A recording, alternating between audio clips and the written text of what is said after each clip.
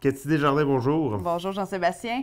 Cette semaine, à la une du journal Loi-Blanche, je parle de projet d'éolienne à Saint-Paul. C'est un projet dont on entend déjà parler depuis quelques années. Un projet qui a été enfin acheté par Hydro-Québec là, en 2023. Par contre, la compagnie qui en est responsable, Kruger Énergie, l'avait déjà déposé en 2022. Donc, c'est la deuxième fois qu'on déposait ce projet-là. Par contre, là, depuis 2023, on va de l'avant. La compagnie Kruger est revenue rencontrer la semaine dernière là, les citoyens de Saint-Paul parce qu'il y avait eu quand même quelques interrogations, quelques inquiétudes qui avaient été partagées autant à la compagnie qu'à la MRC, qu'à la municipalité de Saint-Paul. Donc, vraiment, les représentants de Kruger sont revenus répondre aux questions des citoyens. On a aussi amené des nouvelles choses pour présenter aux gens. Il y avait des nouveaux schémas visuels qui avaient été demandés la dernière fois, notamment autour du lac Jali, du lac Gosselin. On se demandait un peu de quoi les éoliennes auraient l'air. Donc, Kruger Énergie a vraiment réalisé des schémas visuels là, pour le montrer aux gens.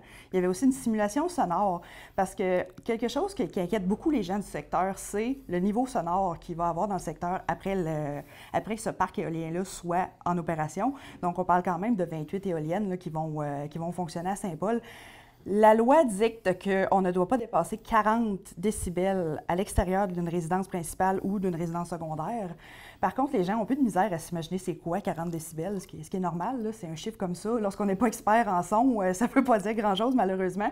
Donc, on a amené vraiment une simulation sonore à l'aide d'haut-parleurs puis un sonomètre, là, vraiment pour montrer aux gens c'était quoi 40 décibels. Il y en a qui se sont dit rassurés. Il y en a qui ont de la misère à croire que ça va vraiment être ça, le niveau de son. Il y en a qui ont carrément dit qu'il va falloir le voir pour le croire. Là. Donc, on verra comment ce dossier-là va évoluer. Pour l'instant, Kruger là, va de l'avant en déposant son étude d'impact environnemental auprès du ministère de l'Environnement. Il va ensuite avoir des bureaux d'audience publique là, dans les prochains mois qui vont s'ouvrir. Donc, un projet dont pour l'instant, on prévoit la construction des 28 éoliennes en 2027. Ça va vraiment être les plus grosses éoliennes du Québec aussi. Là. On parle d'un mât d'environ 118 mètres de haut, puis d'éoliennes là, qui ont des pales d'une grandeur de 80 mètres pour un diamètre total de 160 mètres. Là. Pour donner une petite idée, là, un terrain de football, c'est environ 110 mètres. Donc, c'est quasiment des éoliennes qui ont une longueur de terrain de football en termes de pales. Donc, c'est vraiment les éoliennes qui ont les plus grandes pales là, au Québec là, en ce moment là, qui vont fonctionner à Saint-Paul-de-Montmagny. Donc, pour l'instant, on prévoit là, que les éoliennes commencent à tourner en 2029. Donc, on n'a pas fini d'entendre parler de ce projet-là qui est encore en constante évolution. Voilà, moi, Cathy, cette semaine, je me suis intéressé là, à la question là, des maisons pour femmes en difficulté.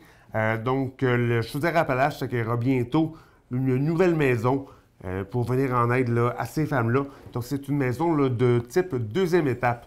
Donc, essentiellement, contrairement là, aux maisons de première étape, donc de première ligne, celles-ci là, viendront en aide à ces femmes-là sur une plus longue durée.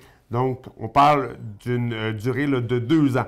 En fait, le critère d'admission, c'est la dangerosité qui représente l'ex et non l'urgence de la situation.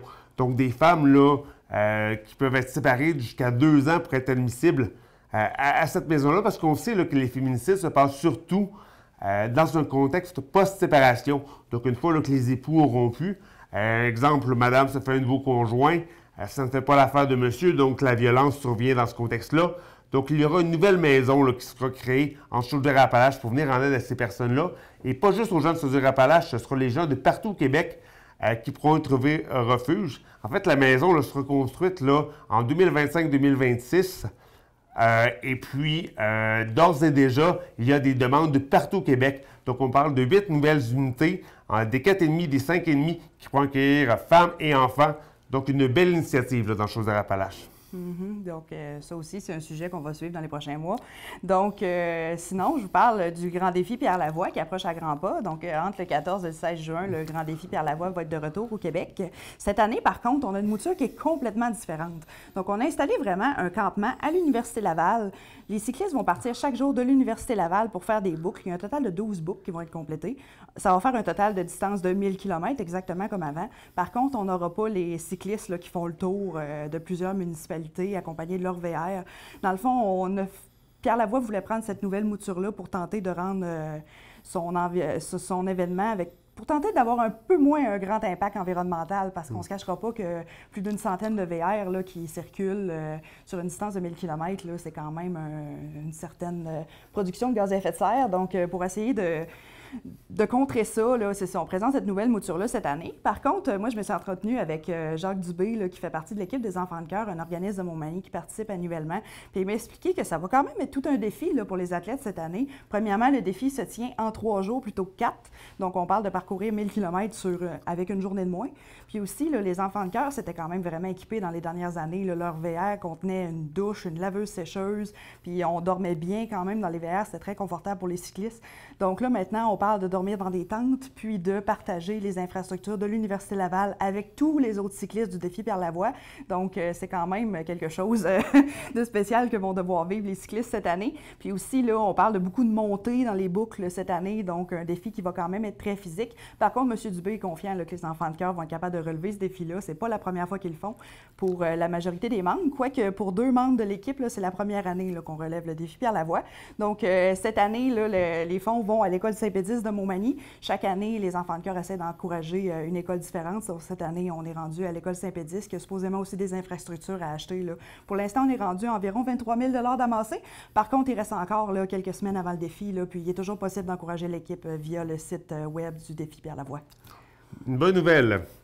Donc voilà, donc moi de mon côté, je me suis attardé là, bien sûr là, à la scène judiciaire, une scène qui m'intéresse beaucoup.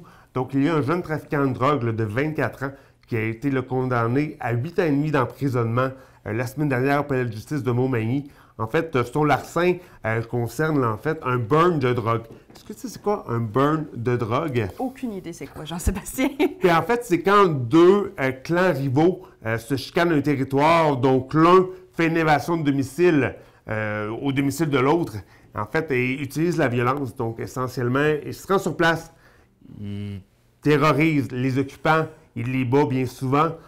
Également, il vole la drogue qui est sur place et dans le but de revendiquer un territoire. Donc, c'est exactement ça qui est arrivé. En fait, l'accusé s'appelle M. Yannick Gagné. Les événements sont survenus là, en octobre 2022 avec un complice, lequel est reconnu coupable, M. Jacques Laroche, et un autre complice présumé, en fait, lequel est toujours en cours de procédure judiciaire, donc on ne le nomme pas. Néanmoins, là, les 3 comparses avaient un bat de baseball, une machette et un pistolet 9 mm lorsqu'ils se sont rendus là, dans un domicile de Saint-Fabien-de-Panay. Arrivés sur les lieux, là, ils ont fait éruption dans la résidence. Ils étaient masqués pour ne pas révéler leur identité. Rendus sur les lieux, là, ils ont terrorisé les occupants, notamment l'accusé Gagné là, a asséné plusieurs coups de machette à la personne qui était sur les lieux. Elle a été gravement blessée. Et plus tard, là, M. Gagné était reconnu coupable là, grâce à une preuve d'ADN. Donc, clairement, là, c'est un jeune homme qui va passer plusieurs années à l'ombre. On espère là, que cela lui sera bénéfique. Néanmoins, là, la guerre là, des trafiquants de drogue dans Montmagny-Lec continue de faire rage. Tout qu'un dossier à suivre, ça aussi, hein, qui arrive dans la région ici en plus. Donc, maintenant, on s'en va en culture, Jean-Sébastien. Oui, tout à fait.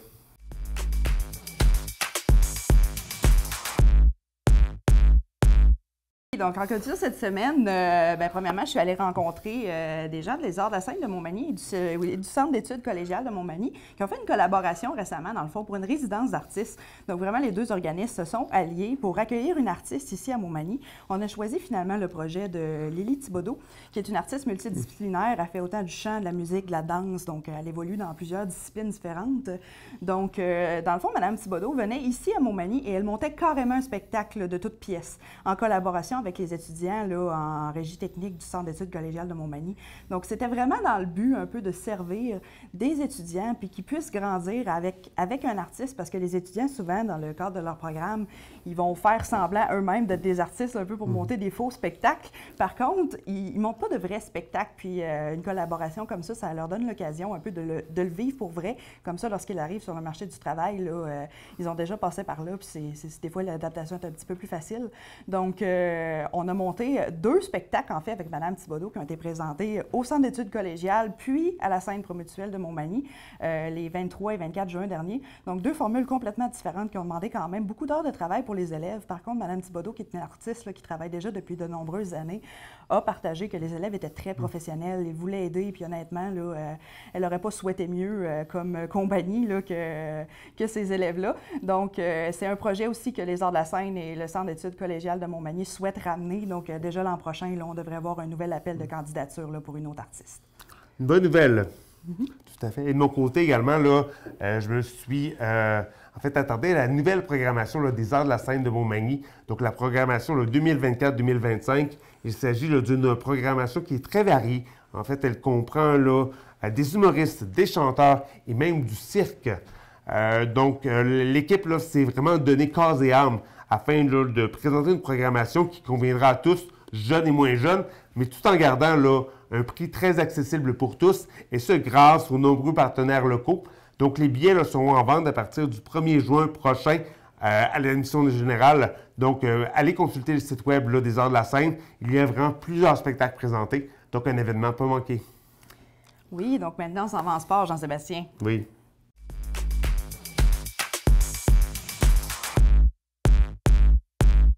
En sport cette semaine, je vous parle de boxe. Donc, à Montmagny, on a un club de boxe qui s'appelle le Club de boxe 376 de Montmagny. C'est un club qui est vraiment en plein essor là, depuis les dernières années. La boxe, c'est un sport qui est de plus en plus populaire.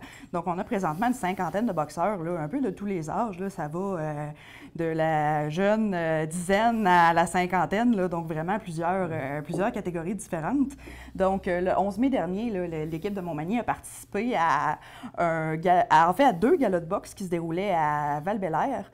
Donc, vraiment, là, on avait deux catégories distinctes là, qui combattaient cette journée-là. Premièrement, en après-midi, il y avait les jeunes en fun box. Ça, dans le fond, la fun box, c'est de la boxe auquel les coups à la tête sont interdits.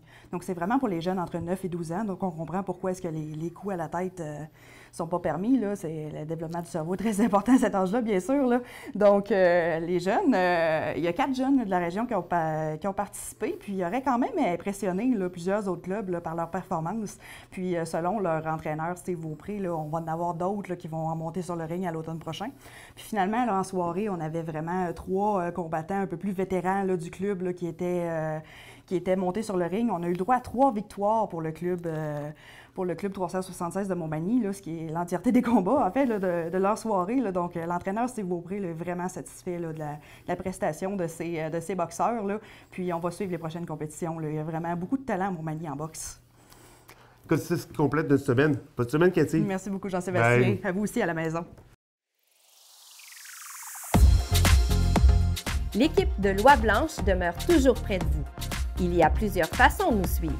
Notre journal papier est distribué chaque semaine directement aux portes dans les plus grandes municipalités de notre territoire. Sinon, retrouvez votre journal dans plus d'une trentaine de points de dépôt dans un commerce près de chez vous. Sur le web, notre site est alimenté plusieurs fois par jour par des nouvelles d'actualité. Chaque mardi, nous enregistrons notre vidéo-journal en studio pour vous résumer de façon ludique l'actualité locale que Jean-Sébastien Tremblay et Cathy Desjardins, nos journalistes, ont le plaisir de vous livrer. Enfin, pour rester encore plus près de vous, il vous faut absolument télécharger notre application mobile Loi Blanche. Régulièrement, nous publions des notifications afin que les nouvelles d'importance arrivent directement à vous. De cette façon, nous vous tenons informés des dernières nouvelles à ne pas manquer. Merci de nous suivre.